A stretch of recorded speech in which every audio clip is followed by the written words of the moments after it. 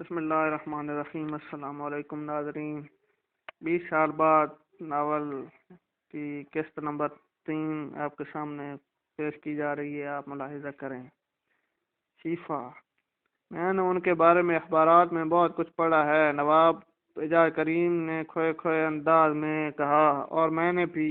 اختر آبادی بولے، تب پھر بہتر یہی ہوگا کہ ہم معاملہ ان کے سپرد کر دیں۔ اعجاز کریم بولا، لیکن اس کے لیے ہماری شرط یہ ہوگی، آپ سے جو سوال بھی کیے جائے آپ اس کا سچ سچ جواب دیں۔ محمود نے کہا، ہمیں منظور ہے۔ دونوں ایک ساتھ بولے، تو پھر سب سے پہلے ہم 20 سال پہلے کے اخبارات کا مطالعہ کریں گے۔ اس وقت جو کچھ بھی اخبارات میں شائع ہوا وہ غور سے پڑھیں گے۔ اس کے بعد ان بیانات اور خبروں کی روشنی میں آپ دونوں سے سوالات کیے جائیں گے۔ اور اختر آبادی صاحب، یہ بات یاد رکھیے کہ اگر ہماری تفتیش کے نتیجے میں آپ مجرم ثابت ہوتے ہوئے تو ہم یہاں کا خان رحمان کچھ بھی نہیں کر سکیں گے۔ ٹھیک ہے، اس صورت میں آپ لوگ معاملہ قانون کے حوالے کر سکتے ہیں، اختر آبادی نے کہا۔ تو پھر نکالیے وہ اخبارات جو کچھ بھی آپ کے پاس موجود ہے، محمود نے اعجاز کریم سے کہا۔ اعجاز کریم نے اپنے چھوٹے سے سوٹ کیس میں سے خاکی رنگ کا ایک لفافہ نکالا اور ان کے سامنے رکھ دیا، اور انہوں نے لفافے میں موجود کاغذات کو ایک نظر دیکھا، پھر اٹھ کھڑے ہوئے۔ ہم ایک الگ کمرے میں سب کو غور سے پڑھیں گے، کچھ خاص باتیں ایک الگ کاغذ پر نوٹ کریں گے، اس کے بعد آپ دونوں سے چند سوالات کیے جائیں گے۔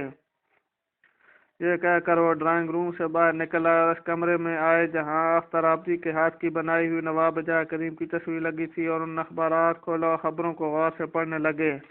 انہوں نے ایک ایک لفظ غور سے پڑھا۔ اخبارات اور ڈاکٹری سرٹیفکیٹ، شیفے کے بیانات کی روح سے نواب اعجاز کریم کا بیان بالکل درست نظر آتا تھا، اور ان کی موجودگی میں اختر آبادی 100% مجرم معلوم ہوتا تھا۔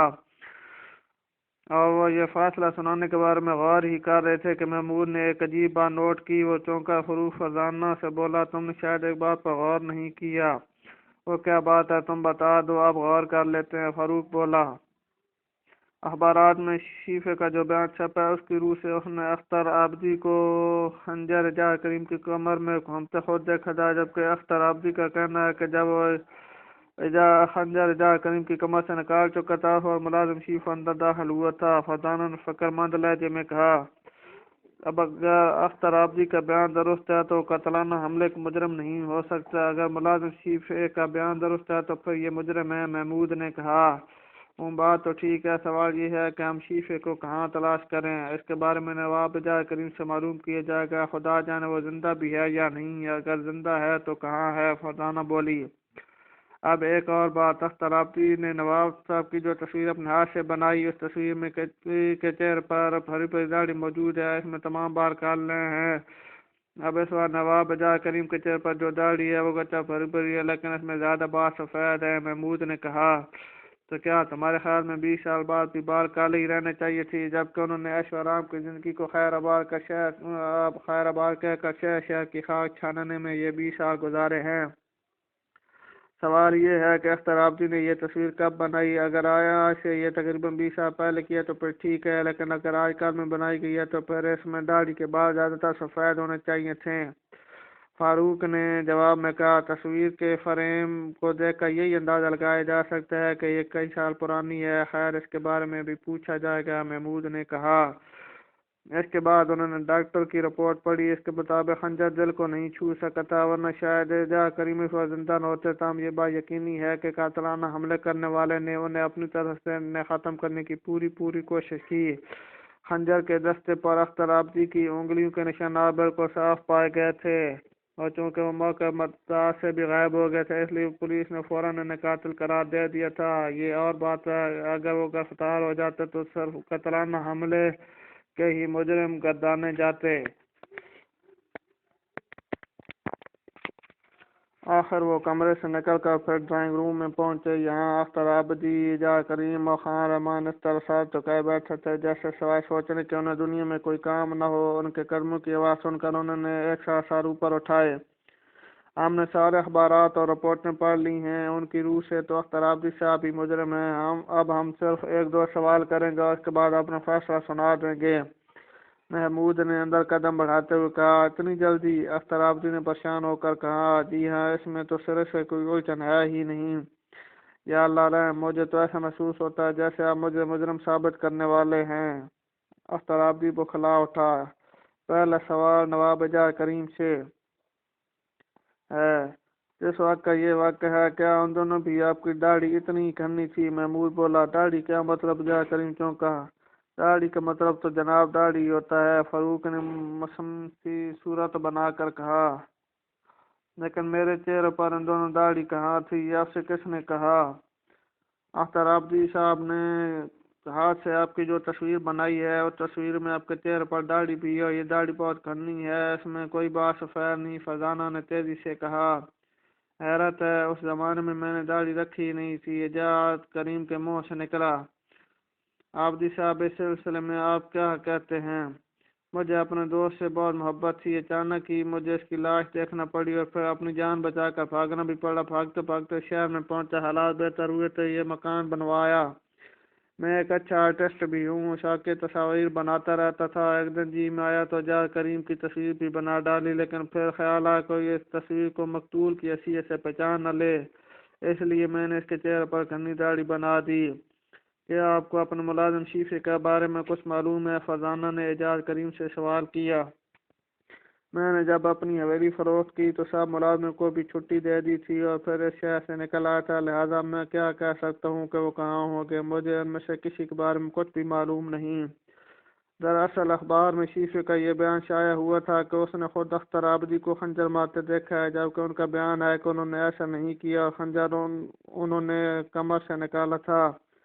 اگر ان کا بیان صحیح ہے تو شیفے نے غلط بیانی کیوں کی؟ اگر شیفے کا بیان درست ہے تو پھر اختر آبادی صاف مجرم ہیں، لیکن اب شیفے کو کہاں ڈھونڈا جائے؟ اس کو یہاں سے لایا جائے، کہاں سے لایا جائے؟ اختر آبادی بولا، ٹھیک ہے، اگر آپ لوگ کسی نتیجے پر نہیں پہنچ سکتے تو میں پولیس اسٹیشن چلا جاتا ہوں۔ اعجاز کریم نے کہا، جلدی نہ کیجیے، ابھی ہم مایوس نہیں ہوئے، دراصل ہمیں اس تصویر نے الجھن میں ڈال دی ہے۔ تصویر کی موجودگی آبادی صاحب کو مجرم ماننے میں رکاوٹ پیدا کر رہی ہے۔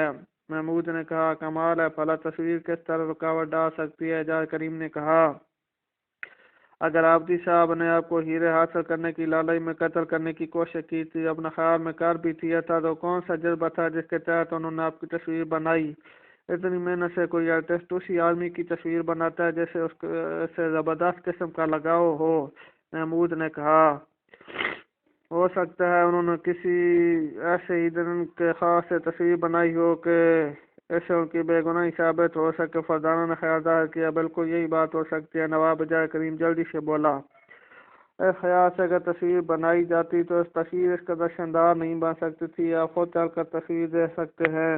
محمود نے نفی میں سر ہلاتے ہوئے کہا، وہ تصویر والے کمرے میں ہے، اور اعجاز کریم کے ساتھ خان رحمان بھی تصویر دیکھ کر حیرت زدہ رہ گئے۔ پھر اعجاز کریم کے منہ سے نکلا، میرا قاتل میری تصویر اتنے پیار سے نہیں بنا سکتا۔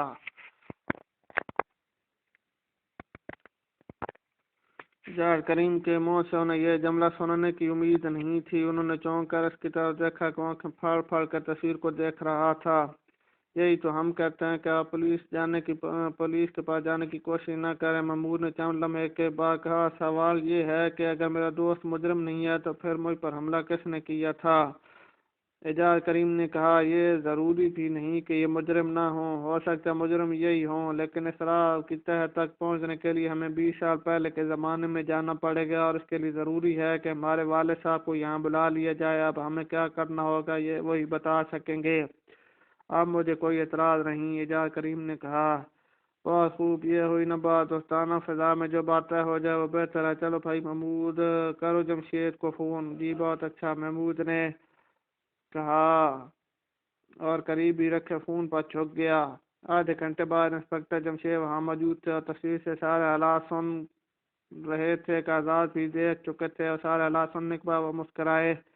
محمود فاروق اور فرزانہ کی طرف مڑے، یہ بات ثابت ہو گئی کہ تم لوگ جہاں جاؤ گے وہاں کوئی نہ کوئی معاملہ ضرور پیش آئے گا، خیر ابھی میں بندوبست کرتا ہوں۔ یہ کہہ کر فون کی طرف بڑھے، پھر نواب اعجاز کریم سے ان کے 20 سال پہلے کے شہر کا نام اور تھانے کا نام معلوم کیا۔ اب انہوں نے فون پر کسی کے نمبر گھمایا اور بولے، ہاں مجھے شہر کے تھانہ پرانا قلعہ سے بات کرنی ہے، یہ گفتگو لمبی ہوگی۔ جی بہتر۔ دوسری طرف سے آواز آئی، انسپکٹر جمشید انتظار کرنے لگے۔ تقریباً آدھے گھنٹے بعد آواز آئی، لیجیے تھانہ پرانا قلعہ سے بات کیجیے۔ ہیلو، انسپکٹر جمشید بولے۔ ہیلو، یہ تھانہ پرانا قلعہ ہے، میں اس کا انچارج انیس خان بول رہا ہوں، آپ کون ہیں؟ ایک بھاری بھرکم آواز آئی۔ مجھے انسپکٹر جمشید کہتے ہیں، شاید آپ نے میرا نام سنا ہوگا۔ اوہ، یہ آپ ہیں؟ دوسری طرف سے حیرت زدہ لہجے میں کہا گیا۔ ہاں، مجھے آپ سے ایک ضروری کام ہے، کیا آپ بتا سکتے ہیں کہ 20 سال پہلے تھانے کا انچارج کون تھا؟ انسپکٹر جمشید نے پوچھا۔ میں جب سے تھانے دار بنا ہوں اسی تھانے میں رہا ہوں، اور مجھے تھانے دار بنے تقریباً 25 سال ہو چکے ہیں۔ بہت خوب، یہ تو بہت اچھی بات ہے۔ اب ذرا اپنے ذہن کو 20 سال پہلے کے زمانے میں لے جائیے اور یاد کیجیے کہ آپ کے حلقے میں نواب اعجاز کریم کی حویلی تھی، اور اس حویلی میں ان پر قاتلانہ حملہ ہوا تھا۔ تاہم وہ بچ گئے تھے، اگرچہ شروع میں انہیں مردہ خیال کر لیا گیا تھا اور کے قتل کی خبر اخبار میں بھی شائع ہو گئی تھی، لیکن بعد میں وہ جی اٹھے تھے اور ان کی درخواست پر ان کے بچ جانے کی خبر کو چھپا لیا گیا تھا۔ کیا آپ کو یہ باتیں یاد ہیں یا میرے یاد کرانے پر یاد آ گئی ہیں؟ انسپکٹر جمشید یہ کہہ کر خاموش ہو گئے۔ یہ باتیں تو مجھے آج بھی اسی طرح یاد ہیں جیسے یہ کل کی بات ہو، اس کیس کا انچارج بھی آخر میں ہی تھا، انیس خان نے کہا۔ بہت خوب، یہ تو اور بھی اچھی بات ہے۔ آپ کو یہ بھی یاد ہوگا کہ نواب صاحب کے ایک ملازم کا نام شیفا تھا، اس نے یہ بیان دیا تھا کہ اس نے خود اختر آبادی صاحب کو خنجر نواب صاحب کی کمر میں گھومتے دیکھا تھا۔ مجھے یہ بھی بہت اچھی طرح یاد ہے۔ کیا آپ کو یہ بھی معلوم ہے کہ اب شیفا کہاں رہتا ہے؟ مجھے افسوس، یہ بات مجھے نہیں معلوم۔ بس مجھے آپ سے یہی کام ہے کہ شیفا اور اس کے دوسرے ملازموں کے بارے میں اگر کہیں سے کچھ معلوم ہو جائے تو مجھے فون کر دیں۔ لیکن یہ 20 سال بعد اس کی کیا ضرورت پیش آ گئی؟ انیس خان کے لہجے میں حیرت تھی۔ ضرورت اس طرح پیش آ گئی کہ نواب اعجاز کریم نے اختر آبادی کو تلاش کر لیا، اور یہاں دارالحکومت میں رہتے ہیں، لیکن ان کا کہنا ہے کہ انہوں نے نواب صاحب پر ہرگز حملہ نہیں کیا تھا۔ انسپکٹر جمشید نے جواب دیا، وہ غلط کہہ رہے ہیں، ان کے خلاف ہم نے مکمل ثبوت حاصل کر لیا تھا لیکن انہیں تلاش نہ کر سکے۔ انیس خان نے کہا، خیر، اب یہ کیس میرے ہاتھ میں ہے اور میں ضرور اصل بات معلوم کر کر رہوں گا، لیکن اس کے لیے مجھے آپ کا تعاون چاہیے۔ آپ فکر نہ کریں، میں ابھی سے کوشش شروع کرتا ہوں، جو ہی کچھ معلوم کرنے میں کامیاب ہوا آپ کو فون کر دوں گا۔ آپ اپنا نمبر بتا دیں۔ یہ جو ہی والی بات ٹھیک نہیں، آپ کل کا کوئی وقت مقرر کر لیں، اس وقت فون کریں۔ اچھی بات ہے، پھر میں کل شام کو فون کروں گا۔ بہت بہت شکریہ۔ یہ ہوئی نہ بات۔ یہ کہہ کر انہوں نے اپنے نمبر بتا دیے۔ سلسلہ بند ہونے پر وہ ان کی طرف مڑے۔ اب کل شام تک ہمیں ایسے سلسلے میں کچھ کرنے کی ضرورت نہیں، لہٰذا ہم اجازت چاہیں گے۔ آپ دونوں سے درخواست کرتے ہیں کہ اچھے دوستوں کی طرح یہ رات گزاریں۔ ٹھیک ہے، آپ فکر نہ کریں، جواب اعجاز کریم بولا۔ جب سے اس نے تصویر دیکھی تھی تو اس کی انتقام کیا کچھ سازش سی پڑ گئی تھی۔ دوسرے دن ٹھیک 4 بجے انیس خان کا فون موصول ہوا اور اس نے کہا، انسپکٹر صاحب، مجھے افسوس ہے، چیف یا کسی دوسرے ملازم کے بارے میں کچھ معلوم نہیں ہو سکا۔ انسپکٹر جمشید کے منہ سے نکلا۔ کتاب کا دوسرا لفافہ۔ انسپکٹر جمشید نے ریسیور رکھ دیا اور ان سے بولے، تھانے دار انیس خان کچھ معلوم نہیں کر سکے، پھر اب کیا ہوگا؟ اب اس کے سوا کچھ نہیں ہو سکتا کہ میں وہاں تفتیش کی غرض سے خود جاؤں اور ہم بھی ان کے ساتھ جائیں گے۔ فاروق جلدی سے بولا، یہ آپ لوگوں کا مجھ پر بہت بڑا احسان ہوگا۔ 20 سال سے جو میں در بدر رہا ہوں، میری قسمت کا یہ چکر ختم ہو جائے، لیکن مجھے افسوس ہے، میں آپ لوگوں کو سفر خرچ نہیں دے سکوں گا۔ میں نے حویلی اور دوسری چیزیں فروخت کر کے جو نقدی حاصل کی تھی، اس میں سے چند ہزار روپے بچے ہیں، وہ میں آپ لوگوں کی خدمت میں پیش کر دیتا ہوں۔ نواب اعجاز کریم نے بھرائی ہوئی آواز میں کہا اور اس کی آنکھوں میں آنسو تیرنے لگے، ہم کوئی پرائیویٹ جاسوس نہیں ہیں، آپ اس کی فکر نہ کریں، یہ سفر میں اپنے خرچ پر کروں گا۔ خان رحمان کے دوست میرے دوست ہیں۔ سوال یہ ہے کہ آپ وہاں جا کر کس طرح شیفے یا کسی دوسرے ملازم کو تلاش کریں گے؟ یہ میرا کام ہے۔ ویسے میں یہ زیادہ مناسب خیال کرتا ہوں کہ آپ حضرات بھی ہمارے ساتھ چلیں، مجھے کوئی اعتراض نہیں۔ اختر آبادی نے فوراً کہا، اور آپ کا کیا خیال ہے؟ انسپکٹر جمشید نے نواب اعجاز کریم سے پوچھا۔ 20 سال بعد اپنے شہر میں جانا بہت عجیب سا لگتا ہے، تاہم میں بھی تیار ہوں۔ بس پھر ٹھیک ہے، ہم سب کل کی پرواز سے روانہ ہو جائیں گے۔ جمشید مجھے تو بھول ہی گئے ہو بھائی، میں بھی تو چلوں گا۔ خان رحمان نے مسکرایا۔ خان رحمان مسکرایا، او ہاں ضرور، اس معاملے میں ہمیں گھسیٹنے والے آخر تم بھی تو ہو۔ انسپکٹر جمشید بھی مسکرائے۔ دوسرے دن وہ جہاز میں بیٹھے نواب جہاں کریم کے شہر کا رخ کر رہے تھے، اور اس طرح اگرچہ یہ سیدھا سادہ کیس تھا لیکن اسے فوری طور پر حل نہیں کر سکتے تھے۔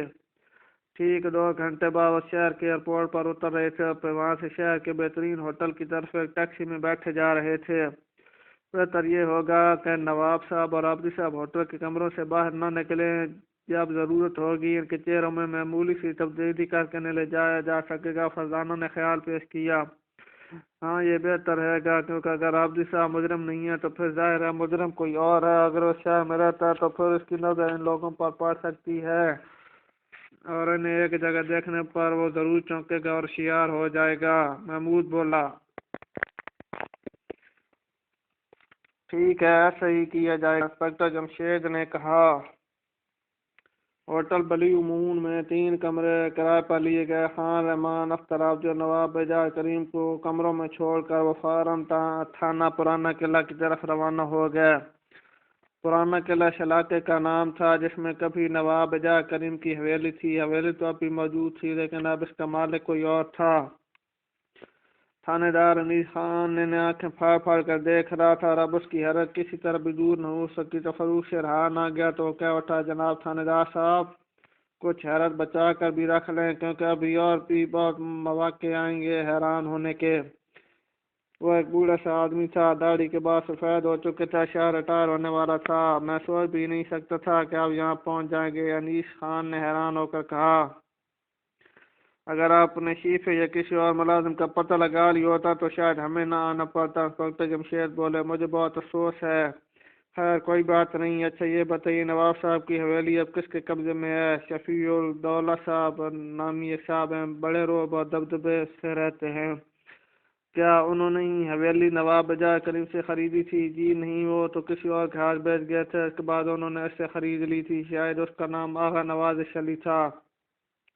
بہت خوب، اور اب اس حویلی میں اس زمانے کا کوئی ملازم نہیں ہے؟ جی نہیں، وہ بولا۔ خیر میں حویلی کے موجودہ مالک سے ملنا چاہتا ہوں تاکہ اس سے پہلے خریدار کے بارے میں کچھ معلوم ہو سکے۔ شاید پہلے خریدار کو کسی ملازم کے بارے میں کچھ معلوم ہو، اور واقعی میں نے اس پہلو پر غور نہیں کیا تھا۔ خیر کوئی بات نہیں، تو کیا میں بھی آپ کے ساتھ چلوں؟ انیس خان نے پوچھا، یہ اور اچھا رہے گا۔ ٹھیک ہے میں تیار ہوں۔ ویسے آپ اختر آبادی کو اپنی آنکھوں سے دیکھ چکے ہیں؟ ہاں، نہ صرف اختر آبادی کو بلکہ جہاں کریم کو بھی۔ انسپکٹر جمشید بولے، میں نے انہیں 20 سال پہلے دیکھا تھا، حویلی میں میرا بھی آنا جانا تھا۔ انیس خان نے کہا، تو پھر آپ یہ بتا سکتے ہیں کہ دونوں کی دوستی کس حد تک مثالی تھی، اور کیا آپ کے خیال میں اختر آبادی اپنے دوست کو ختم کرنے کا پروگرام بنا سکتا تھا؟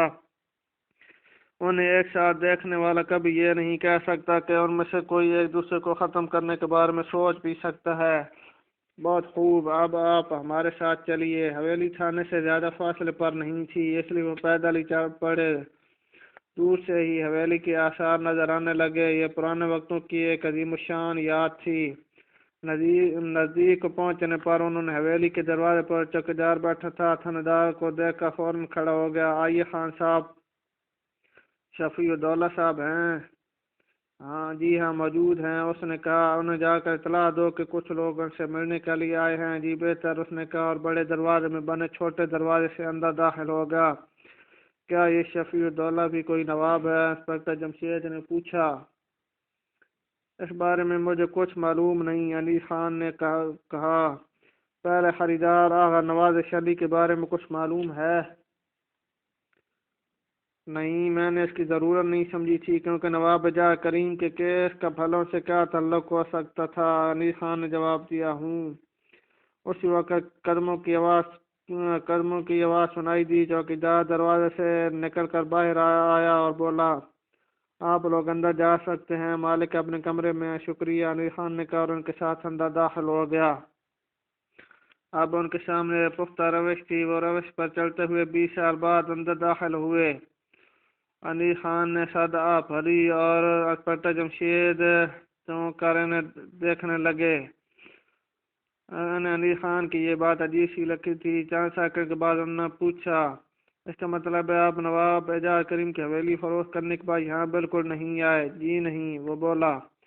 تب پھر دروازے پر موجود چوکیدار کو دیکھتے ہی کیوں اٹھ کھڑا ہوا جبکہ وردی میں نہیں تھے؟ انسپکٹر جمشید نے چپتی آواز میں کہا، اس لیے کہ یہ مجھ سے بہت اچھی طرح واقف ہے، پہلے جیب کترا تھا، کئی بار پکڑا گیا، سزا ہوئی، آخر برے کام چھوڑنے پر مجبور ہوگا، میرے پاس آیا کہ کہیں کوئی ملازمت دلوا دوں۔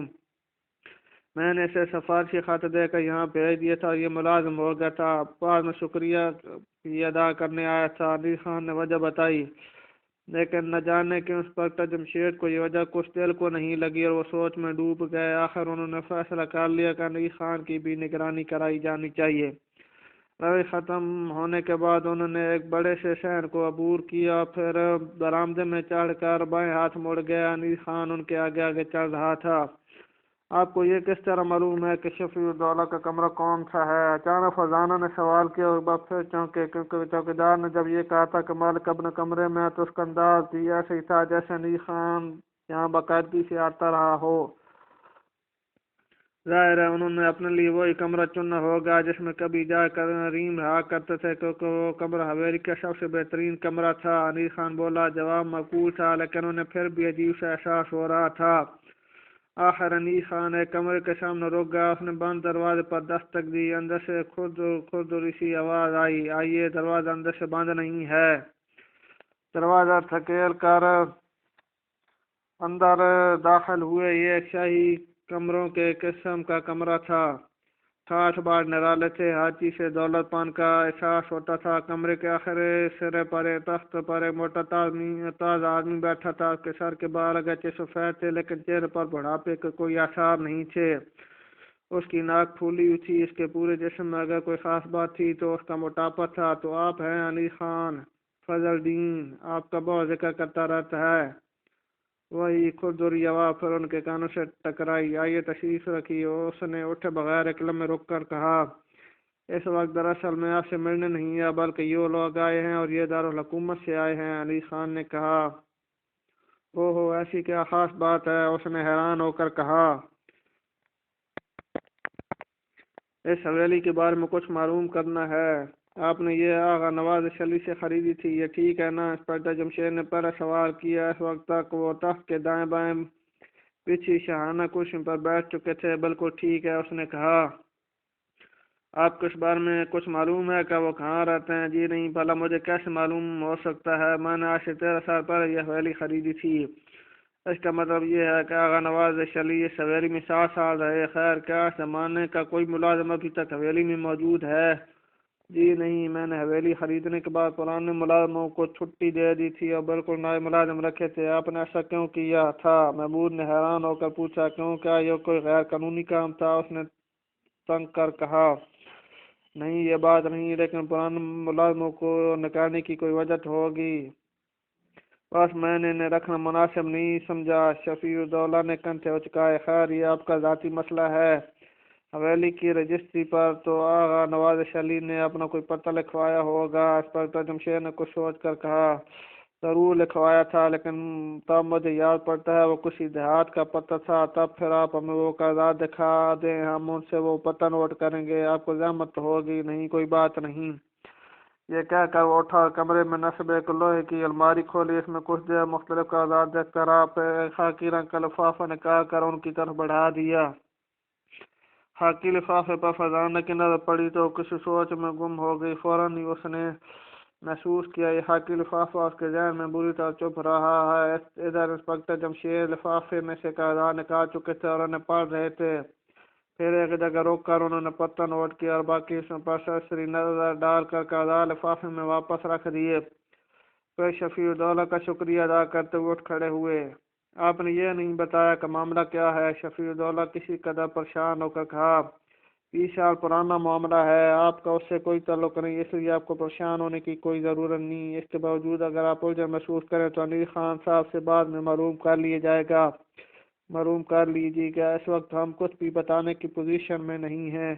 خیر کوئی بات نہیں، وہ بولا۔ اور وہ اس حویلی سے رخصت ہو کر حویلی سے باہر نکل آئے۔ یہاں انہوں نے علی خان کا بھی شکریہ ادا کیا اور ایک ٹیکسی میں اپنے ہوٹل کی طرف روانہ ہوئے۔ ابا جان وہ لفافہ میرے ذہن میں کوئی بہت مچا رہا ہے، تمہارا ذہن ہے یہ ہانڈی اور یہ لفافہ کوئی سوئی گیس کا چولہا تو نہیں تھا؟ فاروق بولا تم چپ رہو ابا جان، آپ کا کیا خیال ہے؟ ہم ایسا لفافہ اس سے پہلے کہاں دیکھ چکے ہیں؟ سچ بات ہے یہ بھائی کہ لفافہ دیکھ کر میں خود بھی چونکا تھا، ویسے یہ مجھے بھی یاد نہیں آ رہا کہ میں نے اس قسم کا لفافہ پہلے کہاں دیکھا ہے۔ اگر آپ پسند کریں تو میں آپ کو یاد کرا دوں۔ فاروق نے شریر لہجے میں کہا جلدی بتاؤ، ہم خاکی لفافہ کہاں دیکھ چکے ہیں؟ نواب اعجاز کریم نے ہمیں جو کاغذات دکھائے تھے وہ خاکی لفافے میں تھے، اور وہ خاکی لفافہ بالکل ایسا تھا جیسا ابھی سفیر دولہ کے پاس ہم دیکھ چکے ہیں۔ او مامور رانا خان رحمان اور انسپکٹر جمشید کے منہ سے ایک ساتھ نکلا۔ ناظرین، قسط نمبر 3 کا جو اختتام ہے یہاں پر میں کر رہا ہوں۔ امید ہے آپ کو یہ ویڈیو بھی پسند آئی ہوگی۔ ویڈیو کو لائک کریں، کمنٹ کریں، شیئر کریں اور دوستوں کو بھی انوائٹ کریں۔ اگر آپ نے چینل کو سبسکرائب نہیں کیا تو گزارش ہے کہ آپ چینل سبسکرائب کر دیں، بیل آئیکن کو ضرور پریس کریں، اس سے ہماری حوصلہ افزائی ہوتی ہے۔ اور اللہ تعالیٰ آپ کو اپنے حفظ و امان میں رکھے۔ پاکستان کے لیے اچھا سوچیں، اچھا کریں اور دشمنوں کے اعلی کار بننے سے اپنے آپ کو محفوظ رکھیں۔ اللہ تعالیٰ آپ کو اپنے حفظ و امان میں رکھے۔ شکریہ، اللہ حافظ۔